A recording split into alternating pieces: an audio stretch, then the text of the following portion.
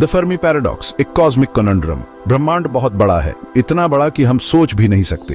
अरबों गैलेक्सीज फैली हुई हैं कॉस्मोस में, और हर एक गैलेक्सी में भरे पड़े हैं स्टार्स और प्लैनेट्स। अगर हम यूनिवर्स के साइज को देखें और लाइफ के होने के चांसेस को, तो ये मानना गलत नहीं होगा कि हम अकेले नहीं हैं। लेकिन हमें अभी तक एक्स्ट्रा टेरेस्ट्रियल लाइफ का कोई सबूत नहीं मिला है। एलियन सिविलाइजेशंस होने की हाई प्रोबेबिलिटी और उनसे कांटेक्ट न होने के बीच का ये अंतर ही फेर्मी पैराडॉक्स है। इस पैराडॉक्स का नाम फिजिसिस्ट एनरिको फेर्मी के नाम पर रखा गया है, जिन्होंने 1950 में लंच के समय एक डिस्कशन के दौरान ये फेमस सवाल पूछा था, सब लोग कहाँ हैं? फेर्मी के इस सिंपल से सवाल ने एक ऐसी बहस को जन्म दिया जो आज तक वैज्ञानिकों को फैसिनेट और फ्रस्ट्रेट करती रहती है। ब्रह्मांड बहुत पुराना है, इंटेलिजेंट लाइफ के इमर्ज होने और कॉस्मोस में फैलने के लिए काफी समय है। सिर्फ मिल्की वे गैलेक्सी ही अरबों साल पुरानी है। किसी भी सिविलाइजेशन के लिए इंटरस्टेलर ट्रैवल डेवलप करने के लिए ये बहुत समय है, even at speeds far slower then the speed of light. फिर भी हमें गैलेक्टिक एम्पायर्स का कोई एविडेंस नहीं दिखता, कोई एलियन मेगा स्ट्रक्चर्स नहीं, एक्स्ट्रा टेरेस्ट्रियल विजिटर्स का कोई साइन नहीं। ये साइलेंस बहुत कुछ कहती है। ये इंटेलिजेंट लाइफ के प्रेवलेंस के बारे में हमारे असम्पशंस को चैलेंज करती है और हमें इस पॉसिबिलिटी का सामना करने के लिए मजबूर करती है कि शायद हम इस यूनिवर्स में अकेले हैं। फेर्मी पैराडॉक्स हमारी कॉस्मिक लोनलीनेस की एक सख्त याद दिलाता है।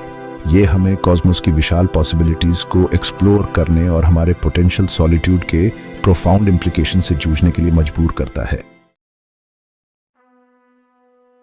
1961 में एस्ट्रोनॉमर फ्रैंक ड्रेक ने हमारी गैलेक्सी में एक्स्ट्रा टेरेस्ट्रियल इंटेलिजेंस मिलने की प्रोबेबिलिटी को क्वांटिफाई करने की कोशिश की। उन्होंने एक इक्वेशन बनाया जिसे आज हम ड्रेक इक्वेशन के नाम से जानते हैं, जो उन फैक्टर्स को कंसिडर करता है जो सिविलाइजेशंस की पोटेंशियल नंबर को इन्फ्लुएंस करते हैं, जिनसे हम कम्युनिकेट कर सकते हैं। इन फैक्टर्स में स्टार फॉर्मेशन का रेट, प्लैनेट्स वाले स्टार्स का फ्रैक्शन, हर स्टार सिस्टम में रहने लायक प्लैनेट्स की नंबर और ऐसी सिविलाइजेशंस का फ्रैक्शन शामिल हैं जो डिटेक्टेबल टेक्नोलॉजी डेवलप करती हैं। ड्रेक इक्वेशन एक प्रिसाइज कैलकुलेशन से ज्यादा एक थॉट एक्सपेरिमेंट है। इसके बहुत से वेरिएबल्स अभी भी अननोन हैं, जिसकी वजह से एक डेफिनेटिव आंसर पर पहुंचना इम्पॉसिबल है। हालांकि कंजर्वेटिव एस्टिमेट्स के साथ भी ये इक्वेशन बताता है कि मिल्की वे में हजारों नहीं तो लाखों सिविलाइजेशंस एग्जिस्ट कर सकती हैं। ये हमारे कांटेक्ट न होने की स्थिति को और भी परप्लेक्सिंग बना देता है। ड्रेक इक्वेशन में सबसे महत्वपूर्ण अननोन्स में से एक है टेक्नोलॉजिकल सिविलाइजेशन की लाइफ स्पैन।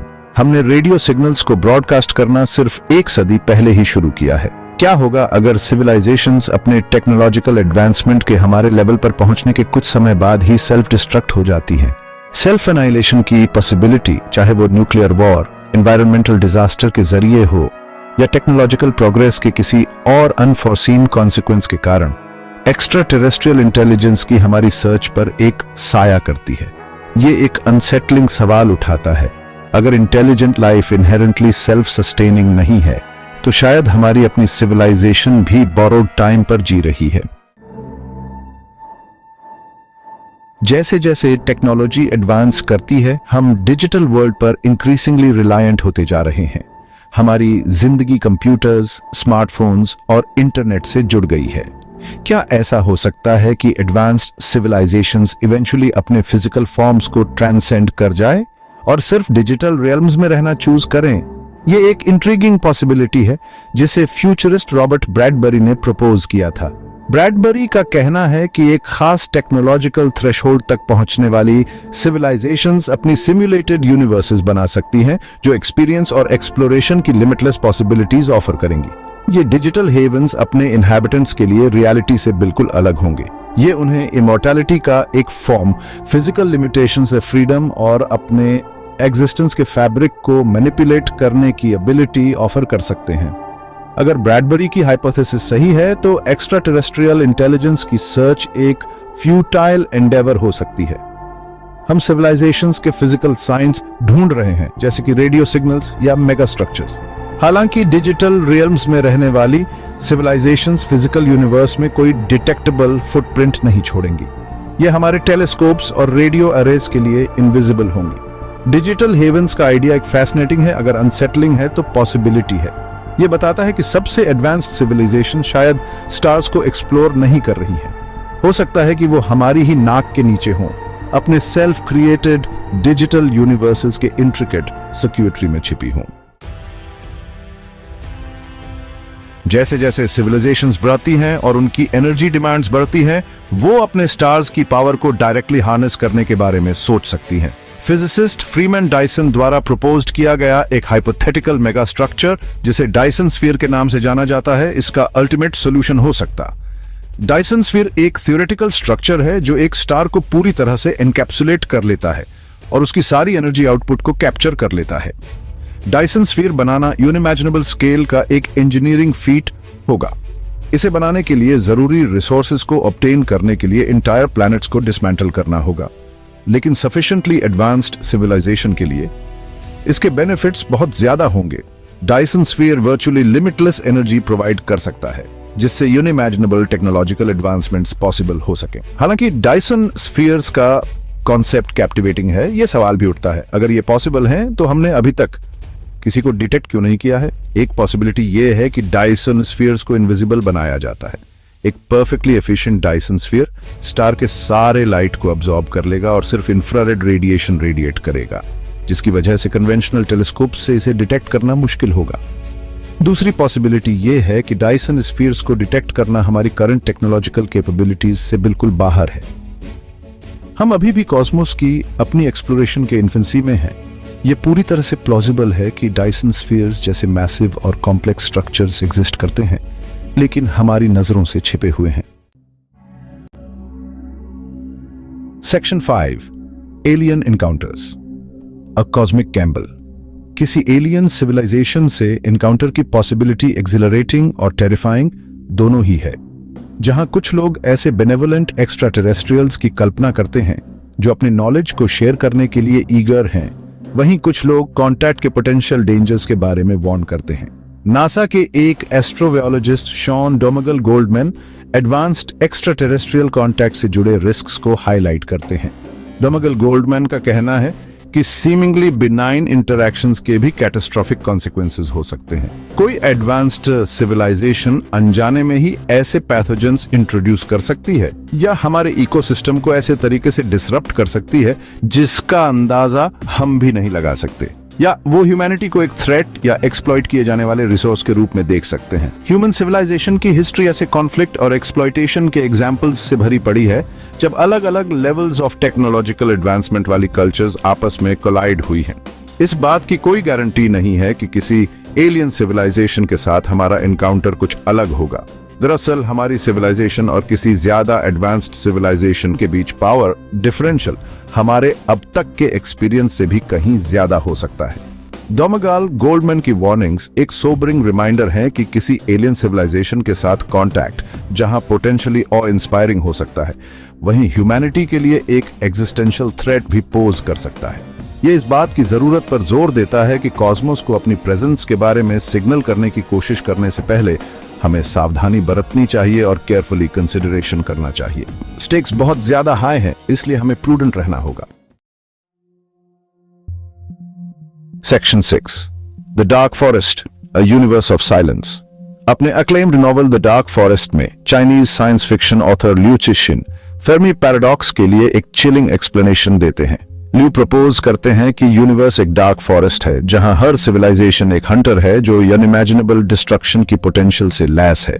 इस कॉस्मिक इकोसिस्टम में सर्वाइवल अनडिटेक्टेड रहने पर डिपेंड करता है। ल्यू की थ्योरी के अनुसार कोई भी सिविलाइजेशन जो अपनी प्रेजेंस रिवील करती है उसे किसी ज्यादा एडवांस्ड सिविलाइजेशन द्वारा डिस्कवर किए जाने का रिस्क रहता है, और कॉस्मिक जंगल में एक ही अच्छा नेबर होता है, साइलेंट वाला। एनाइलेशन का ये डर सिविलाइजेशंस को एक्सट्रीम कॉशन की स्ट्रेटजी अडॉप्ट करने के लिए मजबूर करता है, अपनी एग्जिस्टेंस को छिपाने और दूसरों को शैडोज से ऑब्जर्व करने के लिए। Dark forest theory great silence के लिए एक कंपेलिंग एक्सप्लेनेशन देता है। यह बताता है कि हो सकता है कि यूनिवर्स लाइफ से भरा हुआ हो, लेकिन हर कोई बोलने से डरता है।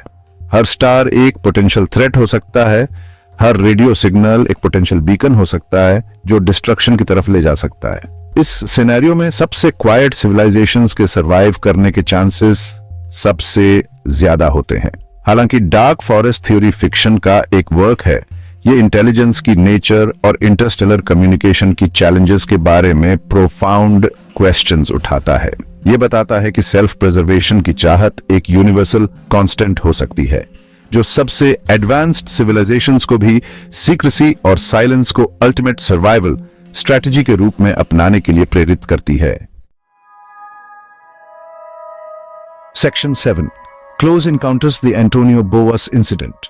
हालांकि एलियन लाइफ का कॉन्क्रीट एविडेंस अभी तक इलूसिव है, लेकिन पिछले कुछ सालों में यूएफओ साइटिंग्स और एलिजेड एलियन इनकाउंटर्स की अनगिनत रिपोर्ट्स सामने आई हैं। ऐसा ही एक इंसिडेंट 1957 का एंटोनियो बोअस केस अपने इंट्रिगिंग डिटेल्स और उस कंट्रोवर्सी के लिए जाना जाता है जो इसने स्पार्क की थी। एक ब्राजीलियन फार्मर एंटोनियो विलस बोअस का दावा था कि रात में अपने फील्ड्स में काम करते समय 4 छोटे ह्यूमनॉइड बीइंग्स ने उनका एब्डक्शन किया था।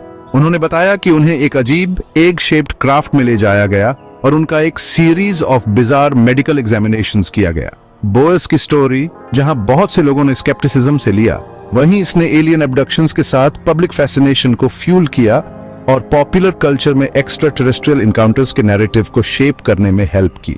हालांकि बोअस के अकाउंट को अभी तक एक्सप्लेन नहीं किया जा सका है। ऐसे इनकाउंटर्स के लिए बहुत से पॉसिबल एक्सप्लेनेशंस दिए गए हैं। ये स्लीप पैरालिसिस और फॉल्स मेमोरीज जैसे साइकोलॉजिकल फिनोमेना से लेकर नेचुरल इवेंट्स की मिसइंटरप्रिटेशंस या यहां तक कि अटेंशन या प्रॉफिट के लिए किए गए होक्सेस तक हो सकते हैं।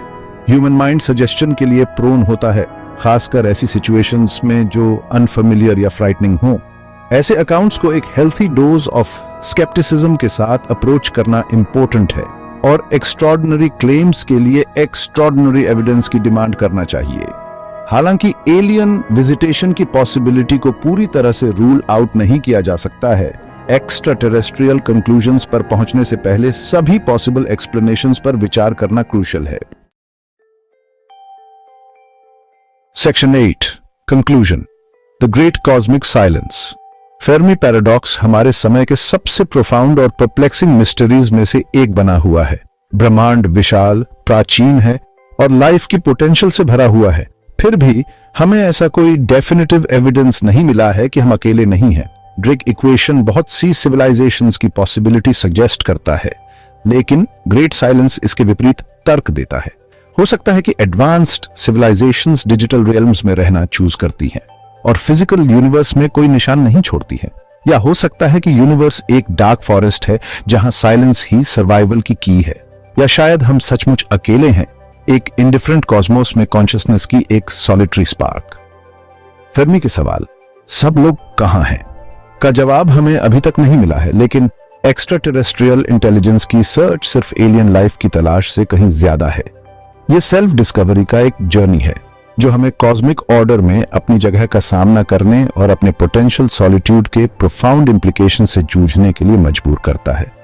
ग्रेट साइलेंस डिस्पेयर का सोर्स होने के बजाय एक्सप्लोर करने, सवाल करने और स्टार्स के बीच आंसर्स की तलाश कभी न छोड़ने के इन्विटेशन के रूप में देखना चाहिए, क्योंकि कॉस्मोस की विशालता में साइलेंस भी बहुत कुछ कहती है।